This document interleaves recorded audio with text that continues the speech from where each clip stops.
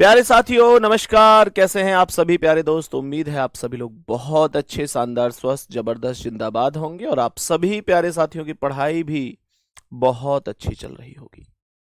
सभी का बहुत बहुत स्वागत, हार्दिक अभिनंदन आज के सेशन में, आज की इस क्लास में। सभी को वेरी वेरी गुड आफ्टरनून। एक बार सभी प्यारे साथी जल्दी जल्दी से क्लास में आ जाएंगे और बताएंगे कैसी चल रही है आप सभी प्यारे साथियों की पढ़ाई। तो सभी प्यारे साथियों की पढ़ाई कैसी चल रही है, एक बार जल्दी से मेरे सभी प्यारे दोस्त क्लास में आ जाएंगे। सभी प्यारे साथी समझेंगे कि भाई कैसे कैसे चीजों को हमें अभी आगे बढ़ाना है। मेरे प्यारे दोस्त ध्यान से सुनेंगे। सबसे पहले आज की क्लास में मैं आपको डाइस के क्वेश्चन कराने वाला हूं। डाइस जिसे पासा कहते हैं। और सबसे पहले अच्छा मुझे एक बात बता दो, मैंने तुम लोगों को जो चीज अब तक कराई थी वो डायरेक्शन टेस्ट कराया था, तुमको समझ में आ गया कि नहीं आया ये बता दो मुझे, बस बताओ जल्दी से बताओ। तो सबको समझ में आ रही है ना चीजें भाई? तबीयत एकदम ठीक है भाई, टेंशन बिल्कुल नहीं लेने की है। बताओ जल्दी से। प्रॉपर तरीके से समझ में आया? डायरेक्शन टेस्ट क्वेश्चंस आपने किए होंगे, सब कुछ समझ में आया होगा, कोई दिक्कत किसी को भी नहीं हुई होगी। सही है। अब देखो मेरे प्यारे दोस्तों, ध्यान से समझना। सवाल में बताएंगे कि मैंने कहा आज की क्लास का जो टॉपिक हम लोग रखने वाले हैं वो डाइस रखने वाले हैं। डाइस जिसे कहा जाता है पासा। क्या कहा जाता है मेरे प्यारे भाई? पासा कहा जाता है। डाइस को पासा कहा जाता है। सबसे पहले आप लोगों से मैं ये पूछना चाहूंगा कि डाइस कैसा होता है। तब आप लोग कहेंगे भैया बहुत आसान है। डाइस जो होता है ना वो इस प्रकार से होता है। आप लोग कहेंगे कि भैया जो डाइस होता है वो इस प्रकार से नजर आता है। ये डाइस का एक प्रारूप होता है और डाइस हमें ऐसा दिखाई देता है। कोई मुझे आप में से बताएगा कि पासे की कुल कितनी सतह होती है? सबसे पहला तो क्वेश्चन यही उठता है। और मैं तुमको इस डाइस को ऐसे करा दूंगा ना कि आप लोग खुद कहोगे कि भैया कोई दिक्कत ही नहीं है, बहुत आराम से हम लोग कर सकते हैं। देखो मैंने कहा अगर मैं डाइस की बात करता हूं तो आप लोग कह सकते हैं कि मेरे प्यारे दोस्त इस पॉइंट को सबसे पहले ध्यान रखना कि पासे में कुल 6 सतह होती है। पासे में कुल कितनी सतह होंगी?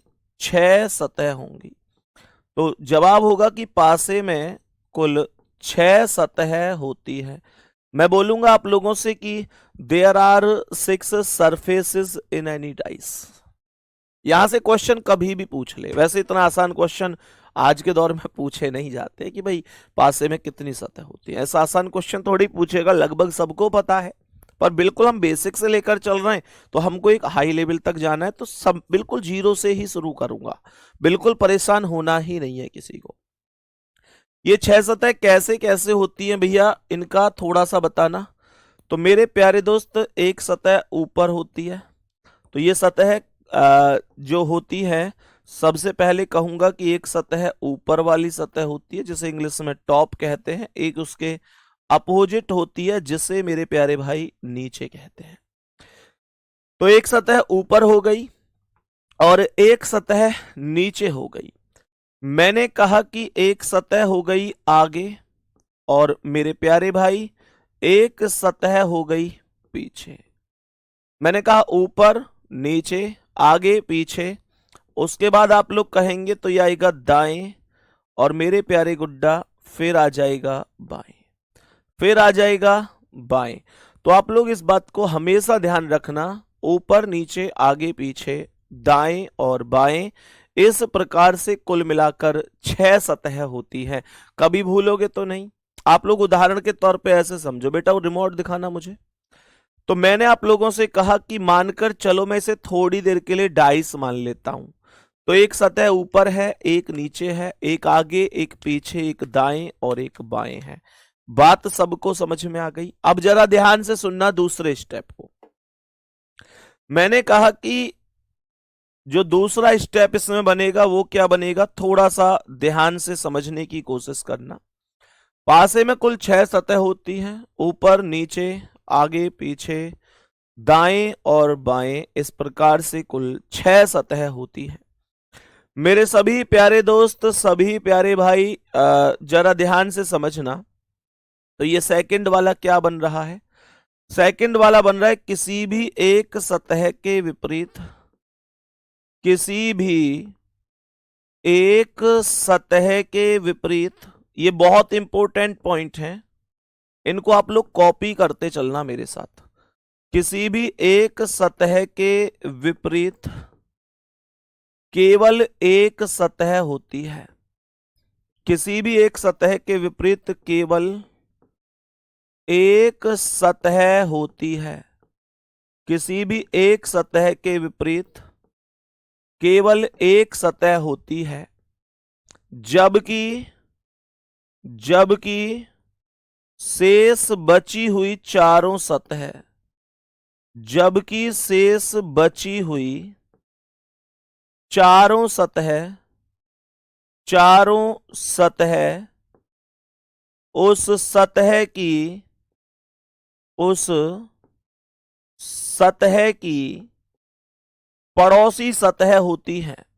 आप लोगों को ये जब मैं प्रैक्टिकल से समझाऊंगा अभी तो बहुत जबरदस्त समझ में आएगा, बहुत जबरदस्त समझ में आएगा। चारों सतह पड़ोसी सतह होती हैं। मेरे प्यारे भाई, थोड़ा सा ध्यान इधर देंगे, कॉपी पेन कमेंट रोक कर। मैंने आप लोगों से एक चीज बोली, बस छोटी सी, मैंने एक चीज बोली कि मानकर चलो यार ये एक डाइस है। ध्यान देना, प्रैक्टिकली सब चीजें समझाता हुआ चलेगा तुम्हारा भाई, सारी चीजें तुमको समझ में आएंगी और क्वेश्चंस को ऐसे कर दोगे, एक एक सेकंड में उड़ाओगे, एक एक सेकंड में।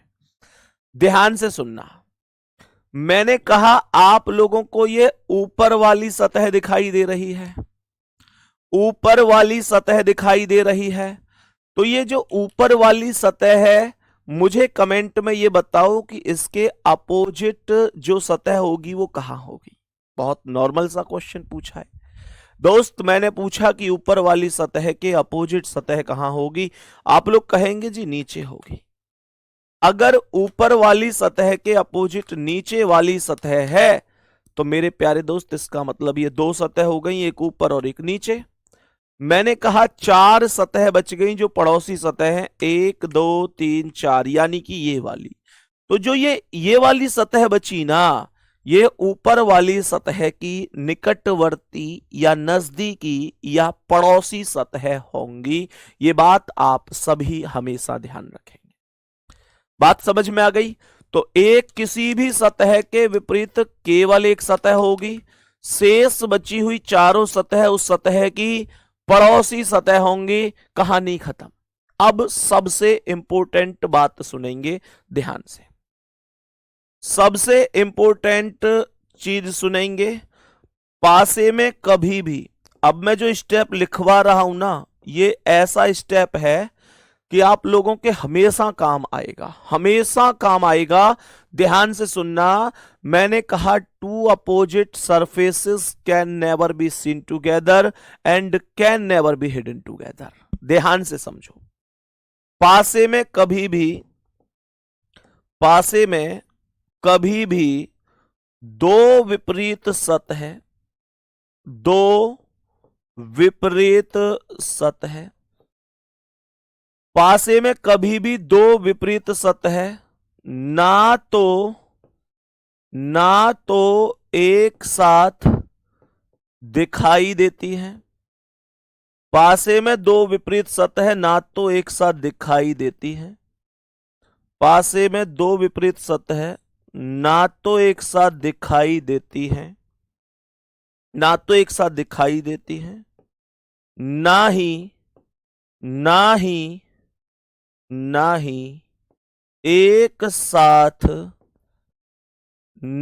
एक साथ छिपती है। पासे में 2 विपरीत सतह ना तो एक साथ दिखाई देती हैं, ना ही एक साथ छिपती हैं। जरा ध्यान से सुनेंगे। दो विपरीत सतह ना एक साथ दिखाई देंगी ना एक साथ छिपेंगी। मेरे सभी प्यारे दोस्त जरा ध्यान से सुनना, जरा ध्यान से सुनना। सभी प्यारे साथी, मेरे सभी प्यारे दोस्त ध्यान पूर्वक समझना मैं क्या बताने वाला हूं। मैंने कहा थोड़ा सा ध्यान दो। प्यारे गुड्डा, मानकर चलो आप मेरे हाथ की ये वाली सतह देख रहे होंगे। देखो, ये सतह आप लोगों को दिख रही होगी। मुझे बताओ कि इसकी अपोजिट सतह कहां है। आप लोग कहेंगे ये वाली सतह है, हाँ या ना। तो इस हाथ की जो अपोजिट वाली सतह है वो ये है। मेरा क्वेश्चन आपसे ये है, क्या जो सतह आप लोगों को ये सतह तो आप लोगों को दिख रही है अभी, क्या अपोजिट सतह दिखाई दे रही है? इस हाथ की अपोजिट सतह अभी आप लोगों को दिखाई दे रही है? आप लोग कहेंगे भैया नहीं दिखाई दे रही। मैं कहूंगा देखोगे, देखोगे, आओ दिखाता हूं। मैं आपको अपोजिट सतह दिखाता हूं। लो लो देखो। आप लोग कहेंगे भैया आप दिख रही है। मैं कहूंगा अच्छा, तो वो दिख रही है जो पहले दिख रही थी? कहेंगे नहीं भैया, देखोगे, देखो अब अपोजिट दिख रही है ना।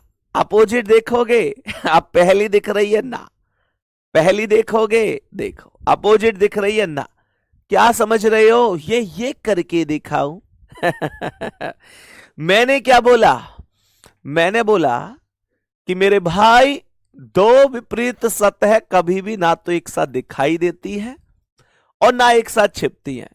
मैं इनको कभी भी दोनों अपोजिट को एक साथ दिखा नहीं सकता। अगर एक दिखेगी तो दूसरी को छिपना पड़ेगा। ना दोनों एक साथ दिख सकती, ना दोनों एक साथ छिप सकती। ये डाइस का वो नियम है जो आपके लिए इन सभी नियमों में सबसे ज्यादा काम का साबित होगा अभी आने वाले सवालों में। अब सुनो, यहां से आगे बढ़ते हैं तो एक छोटी सी चीज समझना। सबसे बड़ी चीज उठती है कि how many types of dice, how many types of dice. पासे के कुल प्रकार। क्या बोला? पासे के कुल प्रकार। पासे के कुल कितने प्रकार हैं? पासे के प्रकार। मेरे प्यारे दोस्त, शॉर्ट में लिख दिया मैंने पासे के प्रकार। आप मुझे बताओ जल्दी से कि पासे के कितने प्रकार होते हैं। How many types of dice. आप लोग पता है क्या कहेंगे? भैया जी हमने पढ़े हैं, हमने पढ़े हैं, there are two types of dice. Very good. जितने प्यारे दोस्त इस बात को बताने वाले हैं उनके लिए बहुत सारा प्यार। तो हमेशा ये बात ध्यान रखनी है कि पासे के कुल दो प्रकार होंगे। नंबर एक पर आएगा साधारण पासा। नंबर एक पर आएगा साधारण पासा, जिसे मेरे प्यारे साथी इंग्लिश में नॉर्मल ईयर के नाम से जानते, सॉरी नॉर्मल ईयर नहीं, नॉर्मल डाइस। नॉर्मल डाइस या जनरल डाइस भी कह सकता हूं, या फिर मैं इसे जनरल डाइस भी कह सकता हूं। ध्यान रखना, इसे हिंदी में देखो, हिंदी में जैसे साधारण बोल दिया, सामान्य पासा बोल दिया, है ना, तो ये जनरल डाइस है ना, नॉर्मल डाइस, ऐसे मैं इसे बोल सकता हूं। दूसरा पासा होता है मेरे भाई जिसे कहा जाता है मानक पासा, जिसे मानक पासा कहा जाता है। और मानक पासे को स्टैंडर्डाइज बोला जाता है। मानक पासे को क्या बोला जाता है? स्टैंडर्डाइज बोला जाता है। हमेशा ध्यान रखेंगे। हितेश लिख रहे हैं लगता है रिकॉर्डेड क्लास है। पढ़ ना सके मेरे शेर, पढ़ ले मेरे भाई। मान ली चल रिकॉर्डेड क्लास है, मान लिया। पहली बात तो ये रिकॉर्डेड क्लास नहीं है। रिकॉर्डेड क्लास इसलिए नहीं है कि आज 23 फरवरी है, सन 2026 है मेरे शेर। मैं दिन की बात करूं तो सोमवार है मेरे भाई। ग्रुप डी के बैच में तुम लोग पढ़ रहे हो। दूसरी बात मेरे गुड्डा, ले 1:18 समय हो रहा है मेरे शेर मेरे भाई। लेकिन डिस्टर्ब करना जरूरी, और रिकॉर्डेड क्लास है तो क्या हुआ, समझ में नहीं आ रहा क्या? ए भैया बेटा मुझ पे हाथ जोड़वा ले, मैं यहां तक जोड़ने को तैयार हूं, लेकिन पढ़ ले मेरे शेर। नहीं तो बटन दबाते ही ब्लॉक कर दो, ध्यान रखिए। देख ध्यान से, मैंने यहां पर बोला कि एक तो साधारण पासा और एक मानक पासा। मैंने क्या बोला, मैंने यहां पर बोला कि मेरे भाई इन दोनों में मैं बताता हूं कि दोनों में कैसे तुमको पता चलेगा कि कौन सा क्या है। तो मैंने कहा कि यार लो, यहां पर ना, यहां पर मेरे प्यारे दोस्त, यहां पर मैंने कहा कि 4 3 और 1। तो ध्यान रखना ये साधारण पासा है। मैंने कहा यहां 5, यहां पे हम लिख देते हैं, चलो 2 लिख देते हैं, 4 3 2। मेरे प्यारे भाई, मैं अगर यहां पर आप लोगों से बात करूं तो यहां पर हम लोग कहते हैं 1 2 और ये है 3, है ना। मुझे आप सभी प्यारे दोस्त बताओ, चलो इसे 4 लिख दिया। तो ये जो पासा है ये साधारण है और ये जो पासा है ये मानक पासा है। अब आप लोग कहेंगे कि भैया हम कैसे समझेंगे इस बात को कि कौन सा साधारण है कौन सा मानक है। मैं समझाता हूं कि आप कैसे समझेंगे। साधारण पासे की परिभाषा लिखेंगे, ऐसा पासा जिसकी ऐसा पासा जिसकी किन्हीं दो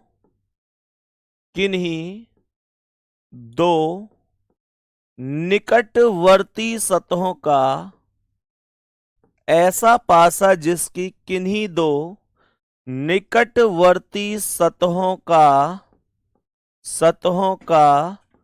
योग 7 होता है। 7 होता है।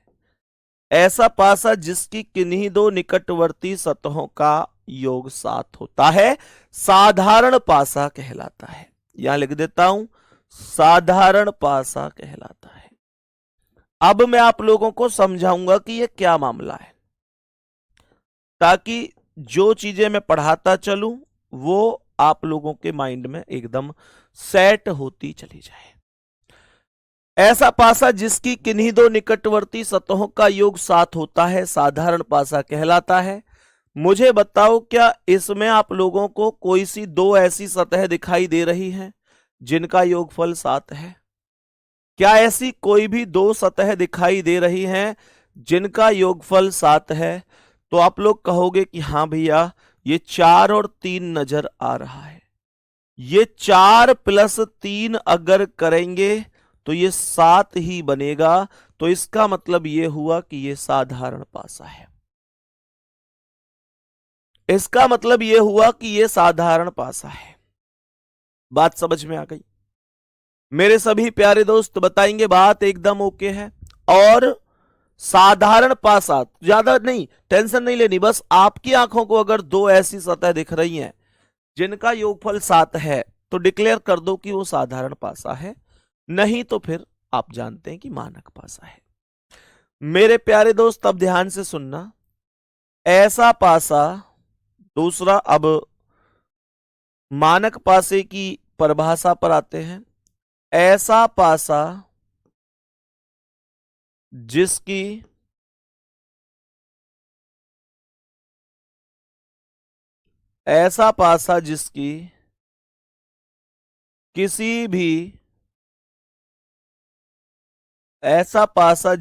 किसी भी दो निकटवर्ती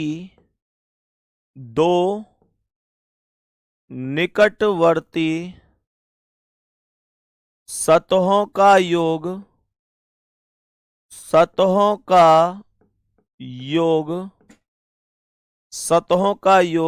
7 नहीं होता।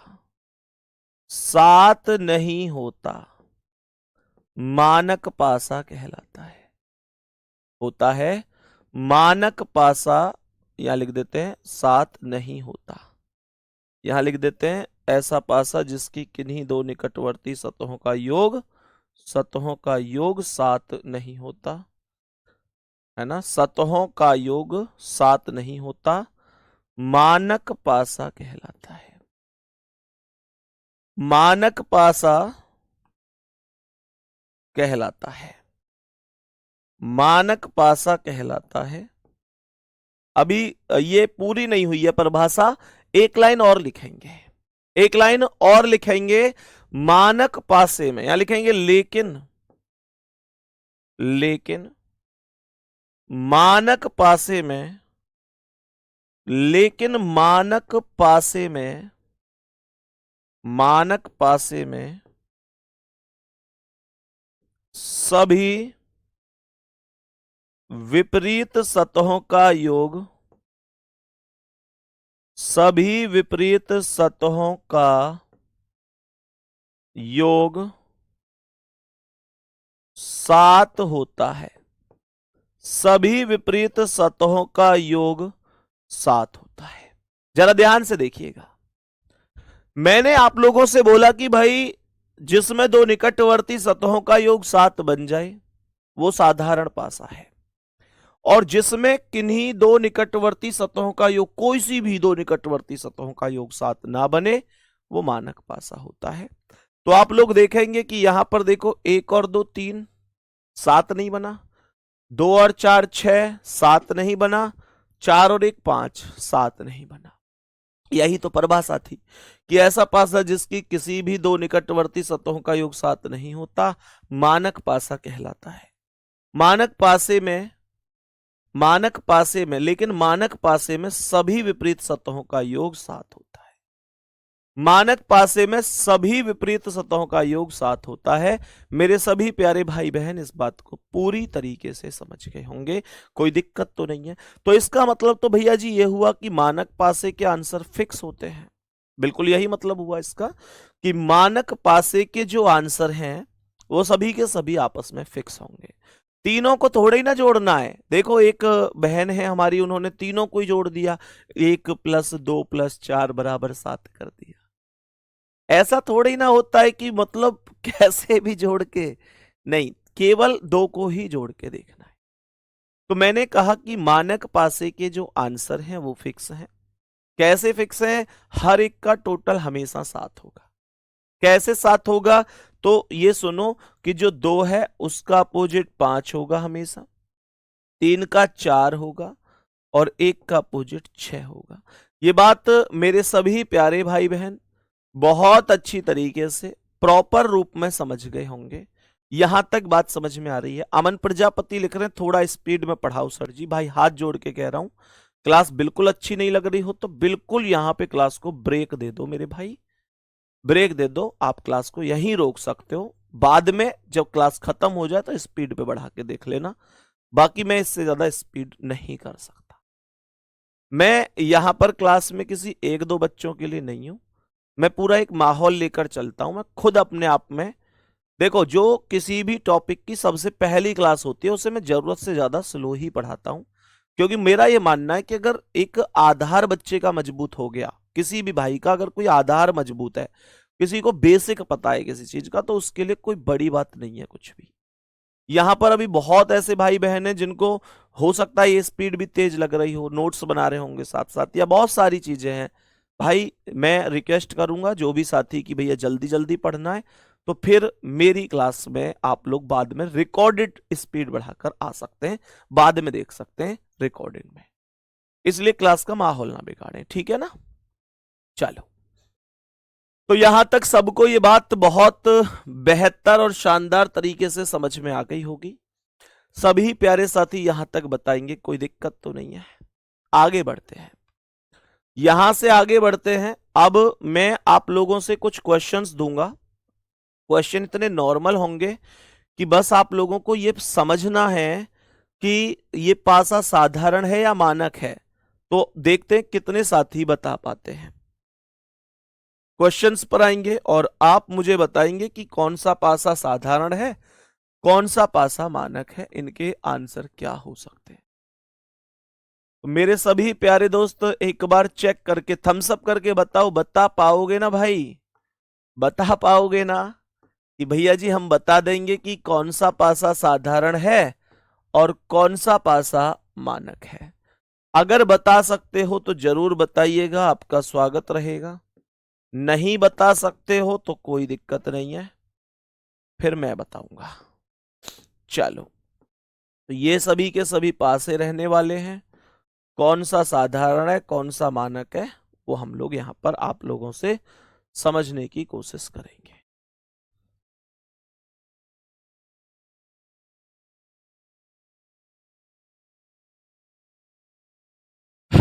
चलो, बहुत बढ़िया, स्टार्ट करता हूं। मैंने लिखा 2 1 5 3 1 4, 2 6 3, 4 1 5 4 6 3।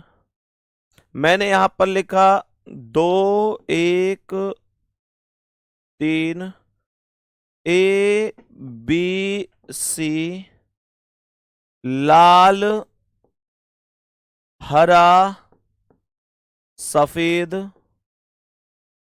और मैंने यहां पर बोला स्टार, हैज, ट्राइंगल, 4 2 1।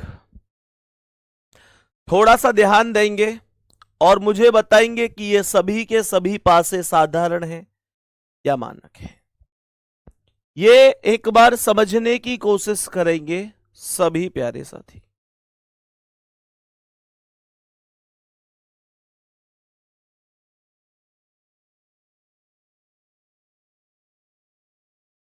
चलो जी, एक बार चेक कर लेते हैं कौन सा पासा कैसा है। तो मेरे दोस्त, मेरे भाई, मैं आप लोगों से कहूंगा कि सबसे पहले यहां पर ये 2 + 5 7 बन रहा है। इसका मतलब हुआ कि ये पासा साधारण पासा है। ये पासा साधारण पासा है। 2 + 5 हो गए तो 7 हो गया साधारण। मैंने कहा 3 और 4 यहां पर जुड़कर 7 बन रहा है, तो ये पासा भी कैसा पासा होगा? साधारण पासा होगा। मैंने कहा 2 और 6 8, 6 3 9, 3 2 5, 7 नहीं बन रहा कहीं भी, तो ये पासा मानक पासा है। मानक पासा। 5 4 9, 4 1 5, 1 5 6, 7 नहीं बन रहा कहीं भी, तो ये पासा भी मानक पासा है। यहां पर ये 4 और 3 7 बन रहा है, ये पासा भी साधारण पासा है। ये पासा भी साधारण पासा है। बात समझ में आ गई? बात समझ में आ गई? देखो ध्यान से मेरे प्यारे भाई, मैंने कहा 2 और 1 3, 1 और 3 4, 3 और 2 5, 7 नहीं बन रहा कहीं भी, तो ये पासा मानक पासा है। मुद्दा उठता है ये कैसा पासा है? ABC। जो अंकों वाले पासे थे उनमें तो हम बड़े आराम से चीजों को निकाल लेते हैं कि अगर 7 बन रहा है जोड़ के तो साधारण है, नहीं बन रहा है तो मानक है। इसमें कैसे करोगे?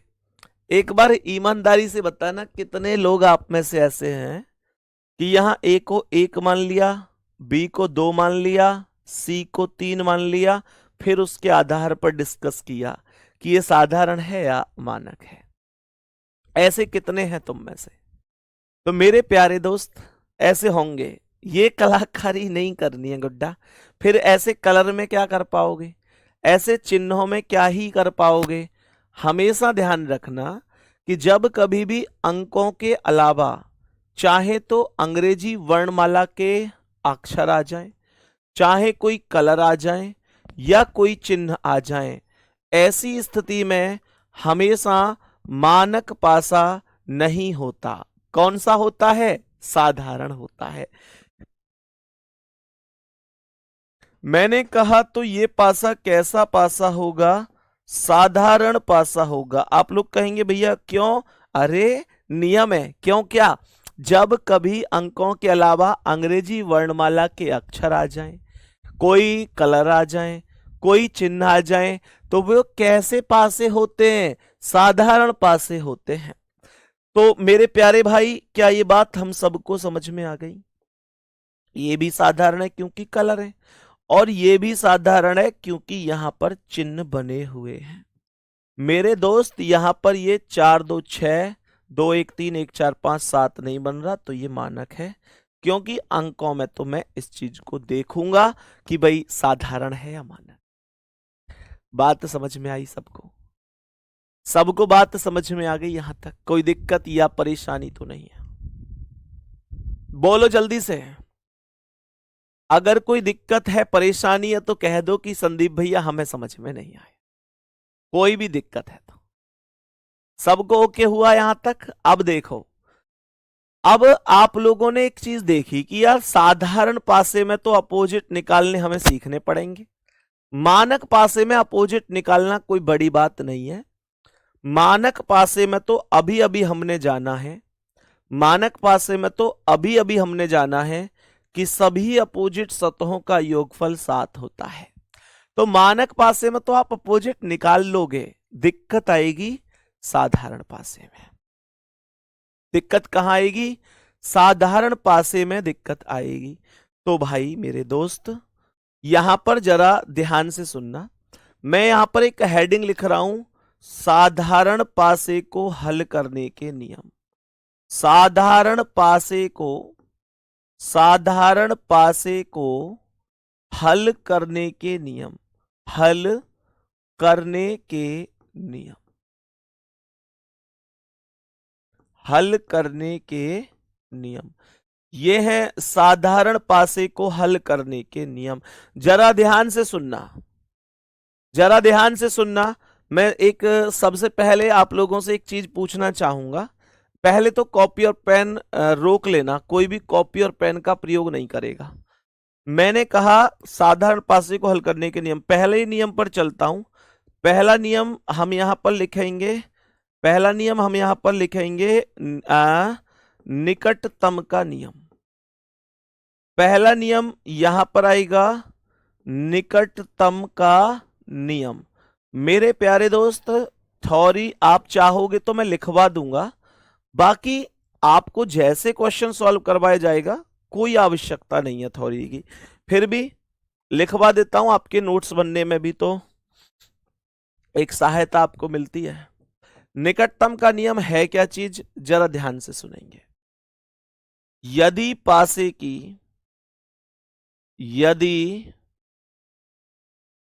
की दोनों स्थितियों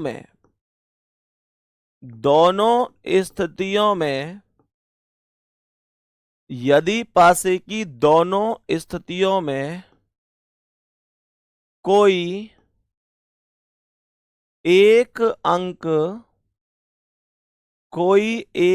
अंक यदि पासे की दोनों स्थितियों में कोई एक अंक समान है, जबकि समान अंक के विपरीत ही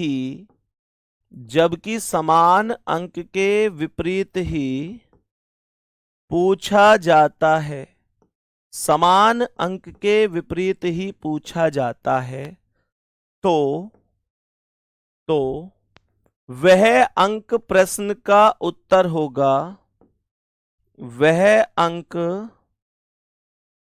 प्रश्न का उत्तर होगा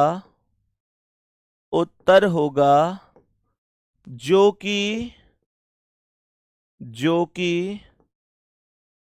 दोनों स्थितियों में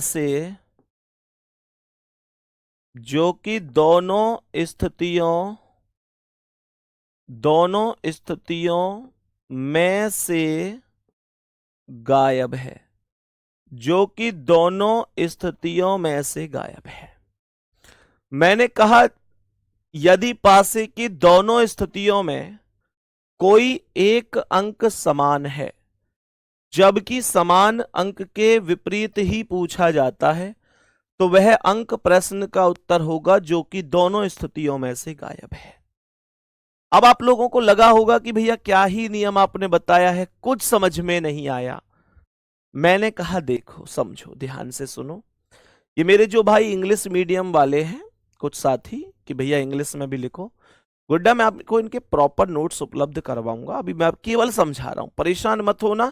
और इस बात से कोई फर्क नहीं पड़ेगा, आपको मैं थ्योरी ना भी लिखवाता, मैं कह रहा हूं हिंदी में भी नहीं लिखवाता ना, तो मैं जो एग्जाम्पल समझाऊंगा उनसे तुम्हारी समझ में हर एक चीज, हर एक शब्द आएगा। ठीक है ना। देखो एक्चुअल में होता क्या है, मेरी बात को ध्यान से सुनेंगे।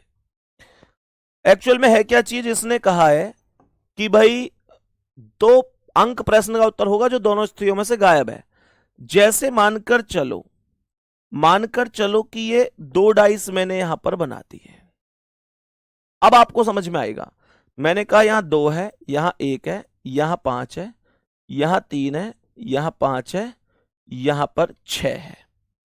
मेरे सभी प्यारे भाई बहन से मेरा एक क्वेश्चन ये है, इसने कहा कि यदि पासे की दोनों स्थितियों में कोई एक अंक समान है, तो ये बताओ कि इन दोनों स्थितियों में ये दो अलग अलग पासे नहीं है। पहली बात तो ये बता देता हूं, ये दोनों पासे अलग अलग नहीं है, ये दोनों एक ही पासे की दो अलग अलग स्थितियां हैं। तो यहां पर ऐसे मत समझना कि यहां तो कहीं दो सतहों का योग 7 नहीं बन रहा, गुड्डा वो एक्चुअल में 2 और 5 यहां 7 बन चुका है। तो ये एक ही पासे की दो घुमाकर अलग अलग रखी हुई स्थितियां हैं, तो अगर एक में भी बन रहा है तो दूसरा अपने आप साधारण हो जाता है।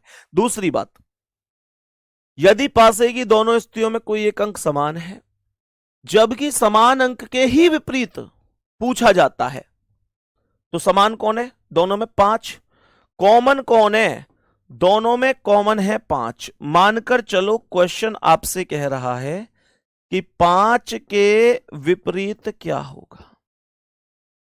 क्वेश्चन आपसे कह रहा है कि बताओ 5 के विपरीत क्या होगा। तो मेरे प्यारे दोस्त बताओ, उसने साफ साफ लिखा है कि वह अंक प्रश्न का उत्तर होगा जो दोनों स्थितियों में से गायब है।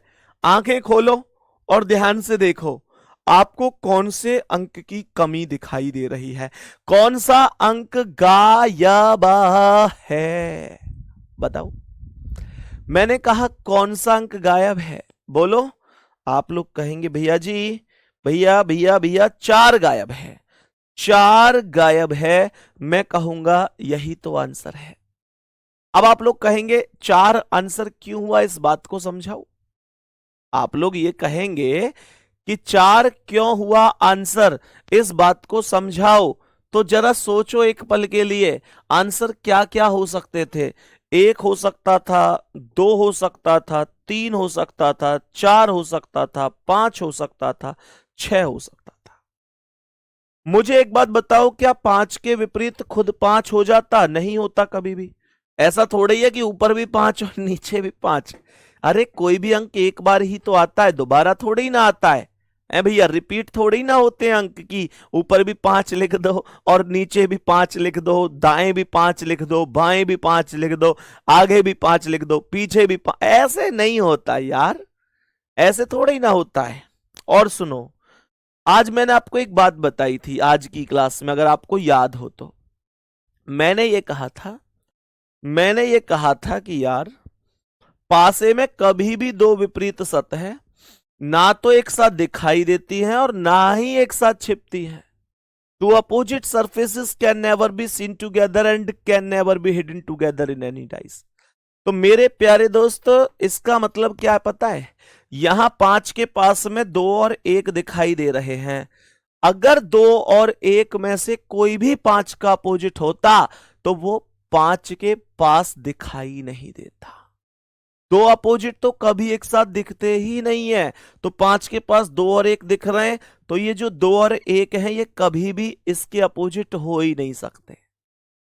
मैंने कहा कि 5 के पास यहां 3 और 6 दिख रहा है, तो ये 3 और 6 कभी भी 5 के अपोजिट हो ही नहीं सकते। तो बताओ बचा ही कौन? 4 ही तो बचा, यही आंसर हो जाएगा। बात समझ में आ गई सबको? यहां तक एकदम ओके हुआ मामला? बोलेंगे कोई दिक्कत परेशानी तो नहीं है? मेरे भाई अब आपके मन में एक डाउट आया होगा छोटा सा, एक डाउट तो आया होगा। मैं धीरे धीरे करके आपके हर एक डाउट को खत्म करता हुआ जाऊंगा। आपके मन में अब एक डाउट ये आया होगा कि भैया यूं बताओ कि यहां जो कॉमन था हमने उसी के अपोजिट पूछा तो हमने आंसर दे दिया, पर ये कोई जरूरी थोड़ा ही है कि हमेशा जो कॉमन है उसी के ही अपोजिट पूछेगा। ये जरूरी थोड़ा ही है, वो तो किसी और अंक के अपोजिट भी पूछ सकता है। हाँ, तो क्या करोगे, सुनो, तो क्या करोगे, तो याद रखोगे हमेशा, हमेशा फिर ऐसी स्थिति में याद रखोगे घूर्णन का नियम। घूर्णन का नियम, कौन सा नियम याद रखोगे तुम, घूर्णन का नियम याद रखोगे, जिसे रोटेशनल रूल भी कहते हैं।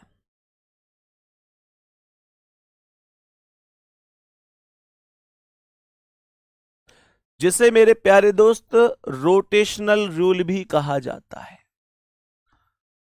जिसे मेरे प्यारे साथी रोटेशनल रूल भी कहा जाता है। तो ध्यान से समझेंगे और बताएंगे। गुड्डा सुनो ध्यान से, रोटेशनल रूल क्या है। यदि पासे की दोनों स्थितियों में, यदि पासे की दोनों स्थितियों में, यदि पासे की दोनों स्थितियों में कोई एक अंक, कोई एक अंक, अंक हो अक्षर हो उससे कोई फर्क नहीं पड़ेगा, ठीक है। यदि पासे की दोनों स्थितियों में कोई एक अंक समान है, कोई एक अंक समान है, जबकि जबकि जबकि किसी भी अंक के विपरीत, जबकि किसी भी अंक के विपरीत, जबकि किसी भी अंक के विपरीत पूछा जाता है, जबकि किसी भी अंक के विपरीत पूछा जाता है, तो दिए गए पासों को, दिए गए पासों को समान अंक से प्रारंभ करके, समान अंक से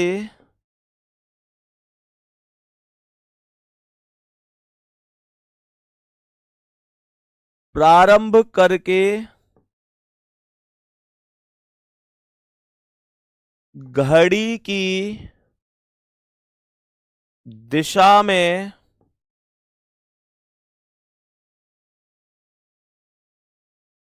घुमा देते हैं, घड़ी की दिशा में घुमा देते हैं। जरा ध्यान से सुनना, जरा ध्यान से सुनना, मैं आपको क्या बता रहा हूं मेरे भाई मेरे दोस्त। ऐसे समझो ना, यदि पासे की दोनों स्थितियों में कोई एक अंक समान है, कोई एक अंक समान है, जबकि किसी भी अंक के विपरीत पूछा जाता है, तो दिए गए पासों को समान अंक से प्रारंभ करके घड़ी की दिशा में। थोड़ा कम समझ में आया होगा ना। अब समझो ये क्या है। परिभाषाएं तो बिल्कुल साइड रख दिया करो, यहां समझो, मैं समझाऊंगा तुम्हें। परिभाषा याद थोड़ी ना करनी, परिभाषा पे कोई रट्टा थोड़ी ना लगवाने बैठूंगा तुमसो। डायरेक्ट कैसे करना है समझो। मान के चलो ये 4 है, ये 3 है, यहां पे 1 है। मान के चलो यहां पे 5 है, यहां 4 है, और यहां पर मान के चलो यहां पे है, यहां 3 है। नहीं 3 नहीं, यहां पे हम लिख लेते हैं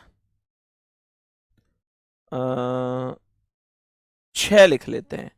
जरा ध्यान से सुनना, बहुत अच्छी तरीके से समझते हुए चलना गुड्डा। यहां पे मैं 2 लिख रहा हूं, ठीक है, यहां पे 2 लिख रहा हूं। थोड़ा सा ध्यान देना, बाकी कुछ भी नहीं है, ठीक है ना। चलो मेरे प्यारे गुड्डा, देखो एक्चुअल में है क्या। इन दोनों डाइस को जब तुम देखोगे तो इसमें 4 3 1 है, इसमें 5 4 2 है। मुझे बस ये बताओ कि कॉमन कौन है। कोई बता सकता है कि कॉमन कौन है? तो आप लोग कहोगे भी ये जरूर बता सकते हैं, इन दोनों में कॉमन 4 है। मैं कहूंगा इनमें कॉमन 4 है। तो मेरे भाई, जो ये कॉमन है, जो ये कॉमन अंक है, इसे पकड़ लो। ये कॉमन अंक है, इसे पकड़ के यहां ऊपर और नीचे रख दो। मैंने कहा इसे पकड़ के ऊपर और नीचे रख दो, सही है। अब आप लोग इस पूरे डाइस को घड़ी की दिशा में घुमा दो। कैसे? यहां 4 से चलेंगे तो 3 आएगा, और 3 से चलेंगे तो 1 आएगा। 4 से 3 आएगा, 4 से 3 आएगा, 3 से 1 आएगा। यहां 4 से 2 और 2 से 5, 4 से 2 और 2 से 5, तो यहां 4 के सामने 6 आएगा। कुछ समझे कि नहीं समझे? मैं फिर से रिपीट कर देता हूं, जरा ध्यान से सुनेंगे। मैंने कहा मैंने दोनों में 4 को कॉमन ले लिया। जब 4 को कॉमन ले लिया तो ये वाला 4 यहां रख दिया और ये वाला 4 यहां। तो यहां 4 से घड़ी की दिशा में 4 से 3, 3 से 1, ऐसी तो घड़ी चलती है बे गुड्डा हमारी। किसी की महंगी तो ना है तुम्हारी जो उल्टी चलती हो। ऐसे ही चलती है, ठीक है ना। तो 4 से 3 आया, 3 से 1, मैंने सेम लिख दिया 4 3 1। ऐसे ही मैंने यहां पर 4 से 2 और 2 से 5, 4 से 2, 2 से 5, इस 4 के सामने 6 इस वजह से लिख दिया कि 4 के सामने 4 तो आएगा नहीं। तो 4 के सामने कौन आएगा? 4 के सामने जो बच गया है वही आएगा, यानी कि 6 आएगा। तो 4 का अपोजिट क्या है? 6 है। 3 का क्या है? 2 है। 1 का क्या है? 5 है। कहानी खत्म। बात समझ में आ गई? मेरे सभी प्यारे दोस्त बताएंगे यहां तक कोई दिक्कत तो नहीं है। मेरे सभी प्यारे साथी बताएंगे यहां तक कोई दिक्कत तो नहीं है, किसी भी भाई बहन को बताएंगे जल्दी से। दूसरा, आप सभी प्यारे साथियों से एक छोटी सी चीज और साझा करने की मतलब एक चीज और थी, एक छोटी सी चीज साझा करनी थी। अभी मैं मार्केट में गया था उस दिन, तो मेरे प्यारे गुड्डा एक मार्केट में मैं गया था, तो मैंने वहां पे एक बुक सेलर थे, उनके सामने गाड़ी खड़ी करी। मैंने कि देखूं कि क्या माहौल है। तो मैं उस दुकान पर पहुंचा। उस दुकान पर जाकर ना यार, मैंने कुछ मतलब एक ऐसी चीज देखी कि मतलब मेरे रोंगटे खड़े हो गए, मैं कांप गया पूरा। उन बुक सेलर की दुकान पर हमारा एक स्टूडेंट था, और वो मतलब जो हमारी किताब है तर्क ज्योति, उसे खरीदना चाह रहा था, पर उसका बजट नहीं बन पा रहा था। और जब मैं वहां पहुंचा तो गले लिपट के इतनी जोर से रोया कि भैया मेरा बहुत मन था इसे खरीदने का, पर मैं खरीद नहीं पा रहा हूं। मुझे एक पल के लिए लगा हो सकता है ये बच्चा झूठ बोल रहा हो। तो मैंने उस बुक सेलर से बात करी। उसने कहा कि ये लगभग बच्चा पिछले 10 दिन से आ रहा है, और ये डेली एक टॉपिक की पीडीएफ बनाता है और चला जाता है। किताब नहीं खरीद पाता, और पीडीएफ बनाता है और चला जाता है। सच में ये शब्द जो थे ना यार, दिल से आर पार करने वाले थे। कि बच्चा मतलब कोई व्यक्ति ऐसा है जिसके पास 1 लाख रुपए भी कुछ नहीं होते, ऐसे भी बच्चे होते हैं।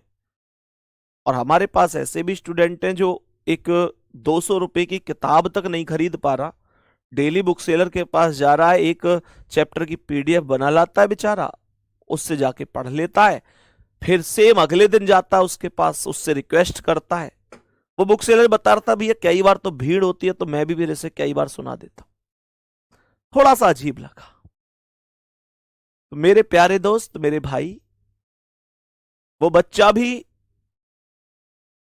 ग्रुप डी से ही था, आपके ही बैच से। बैच शायद उसके पास था या नहीं मुझे नहीं पता, लेकिन रेलवे की ही तैयारी कर रहा था। उस बच्चे को तो मैंने किताब दिलवा दी, लेकिन एक सवाल यह भी है कि ऐसे बहुत बच्चे और भी होंगे। हो सकता है उस दिन तो मैं वहां अचानक पहुंच गया, लेकिन यार और भी तो बच्चे होंगे ना ऐसे। तो मेरे प्यारे दोस्त, मैंने बहुत सोच के समझ के एक निर्णय लिया है आप लोगों के लिए। एक निर्णय लिया है कि ये जो अपनी किताब है ना तर्क ज्योति, ये मैं आपके बैच में आज ये घोषणा करता हूं कि आपके इस बैच में गुड्डा इसकी किताब की पूरी पीडीएफ आज शाम तक अपलोड हो जाएगी। आपको कहीं भी अगर ऐसा कोई भी आप में से है तो आपको बिल्कुल भी कहीं भी इस तरीके से परेशान होने की जरूरत नहीं है। मुझे पता है मैं बहुत ज्यादा आप लोगों के लिए नहीं कर पाता, लेकिन जिस लायक हूं, जितना हूं, हमेशा आपके साथ खड़ा हूं। आज शाम तक इस किताब की पूरी पीडीएफ आप लोगों के रीजनिंग पे जैसे ही क्लिक करोगे तो ऊपर मैं एक किताब की पीडीएफ पूरी अपलोड करवा दूंगा। एक साथ पूरी की पूरी पीडीएफ आप लोग उससे पढ़ सकते हैं, क्योंकि मेरा यह मानना है कि उस बच्चे के पास तो मैं अचानक पहुंच गया, लेकिन हर एक बच्चे के पास तो मैं नहीं पहुंच पाऊंगा, और ऐसे बहुत बच्चे होंगे जो इस परेशानी को झेल रहे होंगे। ऐसा थोड़े ही यार, स्टूडेंट तो वो भी मेरा ही है ना जो नहीं खरीद पा रहा, और मैं अगर उसकी इतनी भी मदद ना कर पाऊं तो फिर मैं शायद टीचर कहलाने लायक भी नहीं हूं। तो ये किताब एकदम फ्री रहेगी आप लोगों के लिए, और फ्री भी नहीं कह सकता, इसके बदले आप मुझसे प्रॉमिस करोगे कि भैया हम सिलेक्शन लेके दिखाएंगे। मेरे लिए वही इसकी असली कमाई होगी, इससे आपका सिलेक्शन होगा। मेरे लिए मेरी वही असली कमाई होगी। तो इसे फ्री ना समझें, इसका मैं रुपया आपसे बेशक नहीं ले रहा, लेकिन बदले में एक उम्मीद जरूर करूंगा कि आप मुझे सिलेक्शन देंगे। ठीक है गुड्डा, मेहनत जबरदस्त तरीके से करनी है। रेस्पॉन्स आपकी मेहनत इसे दिखाएगी कि आप कितनी मेहनत कर पाते हैं। आपकी मेहनत सच्ची होगी तो सफलता कोई बहुत बड़ी चीज नहीं है। ऐसे भी बच्चे होते हैं गुड्डा जहां एक एक बच्चा मतलब 2-2 3-3 जॉइन लेटर ले लेता है, 2-2 3-3 जगह उसकी नौकरी लग जाती। बेटा ये कोई एहसान नहीं है, ये कोई एहसान नहीं है। बस मेरा मानना यह है कि यार अगर तुम दिक्कत में हो तो फिर हमारे लिए कोई खुशी की बात नहीं है। इस बात को आप लोग समझो। हमें टीचर बनाने वाले हमारे स्टूडेंट ही हैं। आज से अगर कुछ समय पहले की बात करूं तो संदीप चौधरी कौन है कौन नहीं है कोई नहीं जानता था। आज 2-4 लोग जानते हैं, तो वो आपकी वजह से। आप हमेशा सपोर्ट करते हो, आपका प्यार हमेशा साथ होता है, केवल उस वजह से। बाकी कोई नहीं जानता था उससे पहले।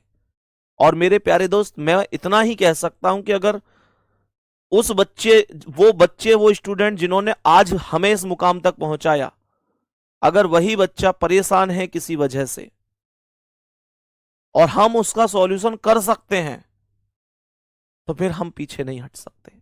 वो एक टीचर का धर्म कहता है कि फिर बच्चे की मेहनत अगर सच्ची है और उसे छोटी सी ये दिक्कत, सोचो ना, जो बच्चा डेली किताब पे जा रहा है, बुक सेलर पे पीडीएफ बना के ला रहा है एक टॉपिक की, तो वो बच्चा पढ़ाई करने वाला तो है, पढ़ाई से पीछे तो नहीं हट सकता। इसलिए मेरे प्यारे दोस्त, फिर उसके साथ हम भी हैं, और फिर उसके जैसे ना जाने कितने भाई बहन और होंगे। सबके लिए आपका भाई हमेशा तैयार है। ओके, कल मिलते हैं गुड्डा। थैंक यू, धन्यवाद, नमस्ते।